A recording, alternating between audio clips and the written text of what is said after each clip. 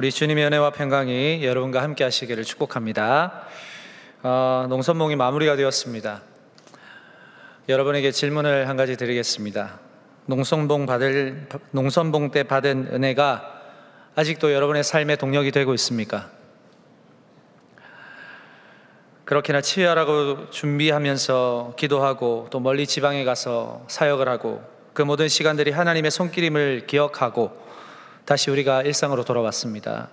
지금도 농선봉 때 경험한 하나님의 일하심이 여러분의 삶의 자리에서 동력으로 자리 잡고 있습니까? 언제 그랬냐는 듯이 다시 바쁜 일상 속에 살고 계십니까? 그러나 여러분들은 분명히 경험하신 것이 있습니다. 여러분의 일상 가운데 하나님과의 관계에 한 걸음 더 깊이 들어갔을 때 분명히 여러분의 일상이 달라진다는 사실을 경험하셨습니다. 물론 사역 때문에 우리가 더 관심을 가지고 기도하고 준비하고 더 열정을 불사르긴 했지만 우리가 사역을 위해서만 기도하고 준비하고 열정을 불사를 수는 없잖아요. 중요한 건 우리의 삶을 대하는 마음이 어떤 마음이어야 하냐는 겁니다. 바로 그리스도 예수의 마음입니다.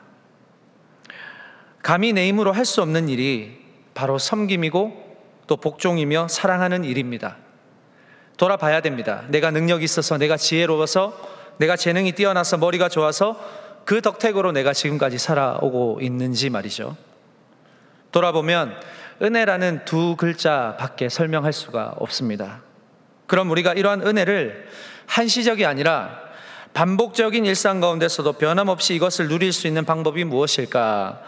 여러분이 하셨던 방법이에요. 계속 주님을 찾는 것입니다. 오늘 함께 읽은 본문 1절 말씀, 하나님이여 사슴이 시냇물을 찾기에 갈급함같이 내 영혼이 주님을 찾기에 갈급하니이다. 목마름의 현상, 어찌 보면 아주 당연한 반응입니다. 사람의 몸의 70%가 물로 되어 있는데 이 물은 단 3일만 우리가 섭취하지 못하면 우리에게 탈수 증세가 와서 생명 위험하게 됩니다. 여러분, 목이 마르면 물을 먹어야 합니다. 배가 고프면 밥을 먹어야 합니다. 매일매일 말이죠. 갈급함은 어떤 경로로든지 찾아오고 그 갈급함이 해결되지 않으면 계속 찾아옵니다. 영적인 원리도 마찬가지입니다. 사람은 하나님이 당신의 독특하신 방법으로 지은 유일한 존재입니다.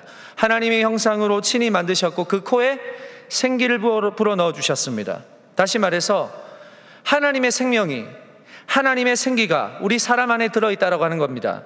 결국 뭘 말하냐면 사람은 하나님의 호흡이 없이는 사람답게 살아갈 수가 없다라고 하는 겁니다. 사람다움이란 무엇일까요? 하나님의 형상에 지은 목적대로 사는 것을 말합니다.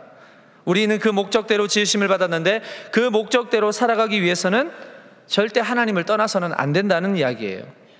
따라서 영적인 갈급함은 너무나도 우리에게는 중요한 반응입니다.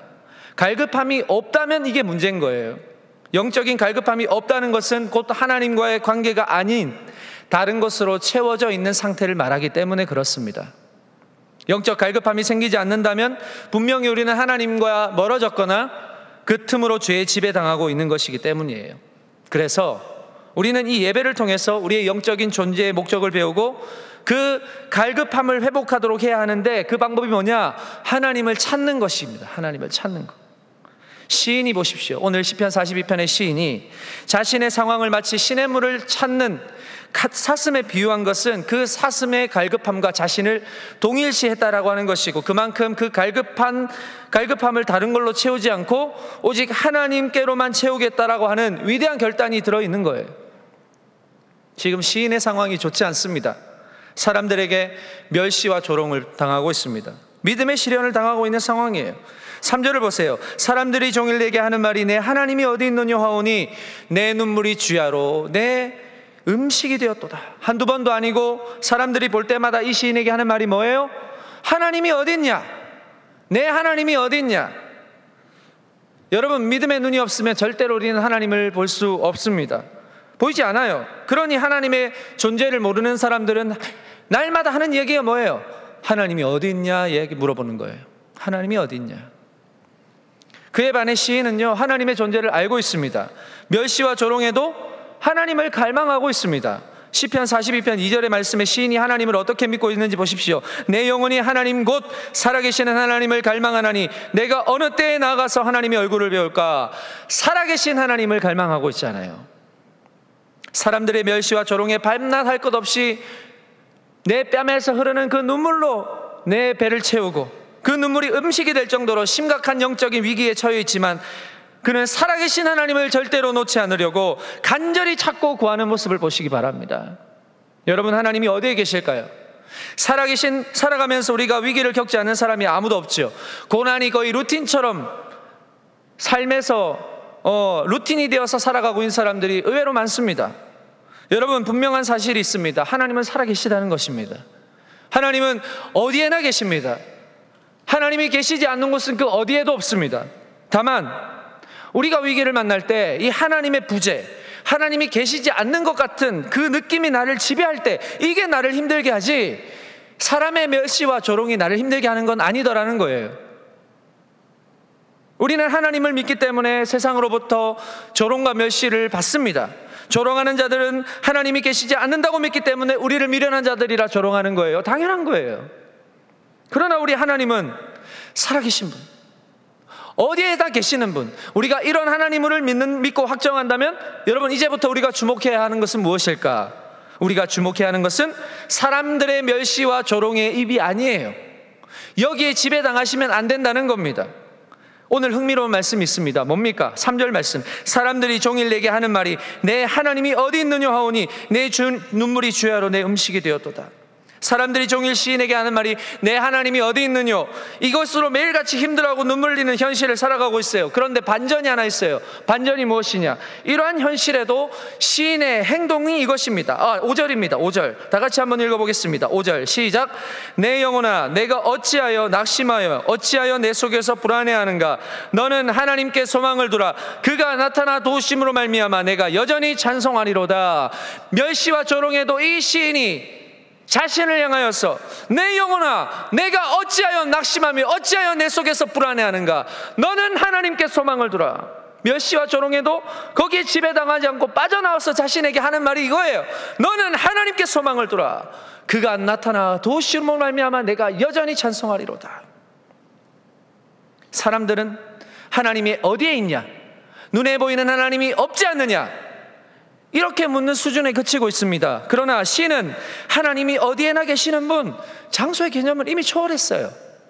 시간, 하나님의 시간, 하나님의 때의 개념으로 하나님을 소망하고 하나님의 도우심을 확신하는 것을 보게 되는 거예요. 여러분, 이게 시인의 신앙입니다.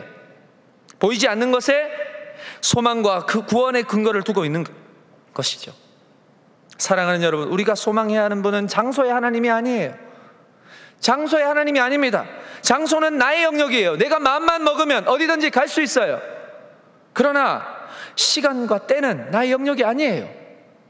이건 하나님의 영역입니다. 신앙이 무엇일까요? 하나님의 절대적 영역을 믿는 거예요.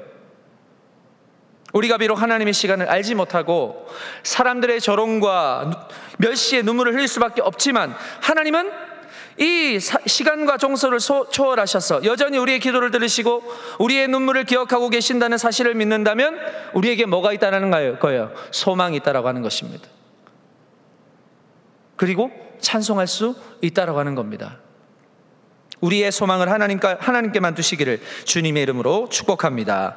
소망을 둔다는 것은 하나님의 시간과 때를 믿는다는 믿음의 행위예요. 그리고 갈급하게 하나님을 찾는 그 신앙, 그걸 보여주는 행위가 바로 믿음이고 소망을 둔다는 행위입니다. 여러분, 농선봉 이후에 지금 여러분의 영적 상황이 어떻습니까? 충만하십니까? 여전히? 우리가 농선봉 지역에 갔기 때문에 은혜를 주신 게 아니에요. 농선봉 전에도 그랬고 농선봉을 하는 과정에도 그랬고 우리가 했던 것이 있어요. 뭐예요? 하나님을 여전히 찾았고 하나님께 여전히 소망을 두었기 때문이에요. 아닙니까? 맞잖아요. 그럼 우리가 매일을 어떻게 살아야겠습니까? 다른 방법이 없는 거예요. 하나님을 찾아야 합니다. 그리고 내 하나님이 어디 있느냐 하는 그 사람들의 입에 주목하는 것이 아니라 시간과 때를 다스리시는 하나님의 말씀, 그 말씀에 주목할 때 우리에게 새로운 은혜가 부어진다는 사실이에요. 이 사실을 믿으시기 바랍니다. 여러분, 은혜의 시간 그 이후 늘 그랬듯이 제자리로 돌아온 우리의 일상입니다. 그러나 하나님을 찾는 자의 일상은 매일이 다를 거예요. 하나님을 찾을 때 주시는 생명과 평안의 비밀을 아는 자는 자신의 영혼을 지키기 위해서 날마다 하나님을 찾을 겁니다. 매일같이 하나님의 말씀을 묵상할 겁니다. 매일 세상의 소리보다 하나님의 소리에 귀를 더 기울일 겁니다. 가만히 있으면 우리에게 은혜가 경험되지 않습니다. 갈급함으로 하나님을 찾는 자에게 은혜가 임하는 겁니다. 여러분, 은혜는 유효 기간이 짧아요. 찾아야 합니다. 끊임없이 하나님을 찾아야 합니다. 무엇을 찾아야 합니까? 하나님의 때를 찾아야 합니다. 기다려야 합니다. 하나님과 숨바꼭질 하자는 게 아니에요. 어디에 계시든 하나님은 우리가 찾으면 응답하시는 분이에요. 그리고 더 중요한 건 내가 찾을 때 하나님의 시간을 우리가 알 수 있다라고 하는 사실. 찾지 않는 자에게는 절대로 알 수 없는 하나님의 시간, 하나님의 때, 이게 지금 은혜 이후에 일상으로 돌아간 저와 여러분에게 필요한 신앙이라는 사실이에요. 우리가 찾는데 하나님이 숨으시겠습니까? 나 잡아봐라 하시겠습니까? 안 그러신다는 이야기예요. 하나님의 때를 신뢰하는 자에게 하나님은 반드시 도우시고 우리의 눈물이 기쁨이 되게 하실 줄로 믿습니다. 이 사실을 믿고 은혜 그 이후의 삶도 여전히 하나님께 소망을 두고, 이제 장소의 하나님이 아니라 사람들이 조롱하는 멸시의 그 장소의 하나님이 어디 있느냐의 소리에 귀 기울이시는 것이 아니라 그 장소를 넘어서신 하나님의 시간, 그 하나님의 때를 기다리며 오늘도 간절히 하나님을 찾고 갈급함으로 하나님을 찾을 때 생명수로 부어주시는 그 놀라우신 하나님과 깊은 교제 속에 살아가는 저와 여러분 되기를 주님의 이름으로 축복합니다. 기도하겠습니다. 하나님 아버지, 감사합니다. 오직 은혜로만 주님을 바라보며 은혜를 허락하신 하나님의 그 능력을 힘입어 주님께로 나아갑니다. 범죄한 우리가 어찌서리요. 어린 양의 보혈로 우리를 깨끗게 하신 그 사랑으로, 그 사랑에 힘입어 오늘도 주님 앞에 나아갈 때 은혜 이후의 삶도 우리가 생각하지 못한 생명의 공급처이신 예수 그리스도로 말미암아 기쁨과 소망이 넘치는 삶이 될 줄로 믿습니다. 우리와 함께 하시는 예수님의 이름으로 기도합니다. 아멘.